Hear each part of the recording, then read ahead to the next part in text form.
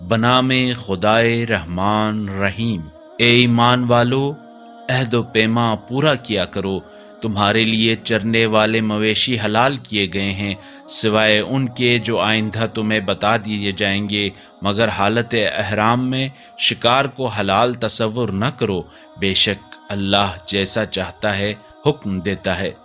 اے ایمان والو، تم اللہ کی نشانیوں کی بے حرمتی نہ کرو، اور نہ حرمت والے مہینے کی، اور نہ قربانی کے جانور کی، اور نہ ان جانوروں کی جن کے گلے میں پٹے باندھ دیے جائیں، اور نہ ان لوگوں کی جو اپنے رب کے فضل اور خوشنودی کی تلاش میں بیت الحرام کی طرف جا رہے ہوں۔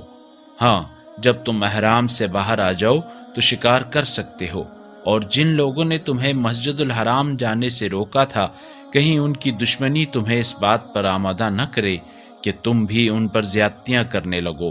اور یاد رکھو، نیکی اور تقوی میں ایک دوسرے کی مدد کیا کرو، اور گناہ اور زیادتی کے کاموں میں ایک دوسرے سے تعاون نہ کیا کرو، اور اللہ سے ڈرو، اللہ کا عذاب یقیناً بہت سخت ہے۔